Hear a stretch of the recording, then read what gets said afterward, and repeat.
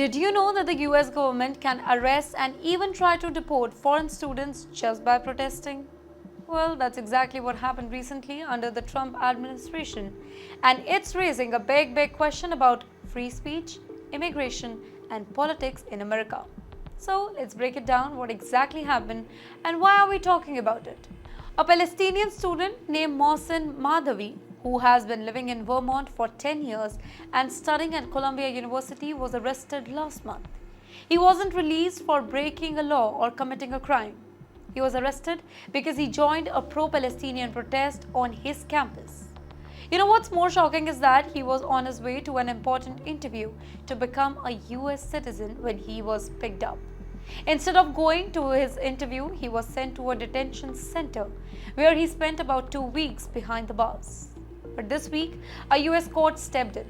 A federal judge in Vermont ruled that Mohsen could be released on bail. The judge said that Mohsen is not dangerous and won't run away. After all, he has lived in Vermont for over a decade and is about to graduate this month. The judge also ordered that he cannot be deported or removed from Vermont for now. You know, this decision forced the Trump administration to let him go, which many people are calling a big legal blow to President's strict immigration policy. When Mohsen walked out of the court, he spoke boldly. He told reporters that he wasn't afraid of President Trump or his cabinet. His message showed that he is ready to keep standing up for what he believes in, even though it could put him at risk. Mohsen's case is not the only one, by the way. Right now, other students like Mahmoud Khalil from Columbia University also are still sitting in detention center because they just protested against Israel's war in Gaza. They haven't even been formally charged with anything yet. It's a tense and uncertain time for many international students in America. You know why is this happening? Well, the Trump administration says that it wants to deport foreign students who speak out in support of Palestine, claiming that such protests go against US foreign policy. Trump's team has even started cancelling visas and closing Sevis record system that tracks international students who are involved in these kind of demonstrations. Officials say that they want to keep only the best and brightest foreign students and send the rest of them home, even for small mistakes or any type of political views that they don't like. Now, to understand this crackdown further, we need to look at a bigger picture. The US officially considers Hamas as a terrorist group and is a very strong supporter of Israel in its ongoing war with Hamas in Gaza.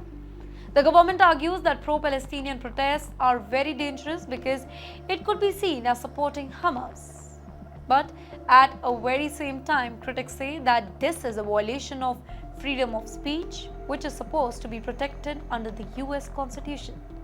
Under Trump's leadership, immigration enforcement has become much tougher. He's promised mass deportation and wants to create an environment where undocumented immigrants feel so scared that they leave the country on their own, a strategy called self-deportation. Now, it seems that even legal immigrants like international students are feeling the pressure. According to government data, there are about 1 million international students in the US as per last year. Many of them are here on F-1 visas and contribute nearly $38 billion to the US economy each year. They also support over 400,000 jobs across the country. But despite their contributions, students like Mohsen are facing legal action just for expressing their political belief. Well, this latest court ruling in Vermont shows the legal system is still willing to stand up for individuals in some cases, even against presidential power. But it also raises a big question. Should peaceful protests be punished with detention or deportation? How far government can go in controlling political speech from foreigners? And what does this mean for America's reputation as a place for free ideas and democracy? Well, the battle between the court and the Trump administration is far from over. For students like Mohsen, the fight is personal. For the rest of us, it's a glimpse into the complex and sometimes conflicting values at the heart of American politics today.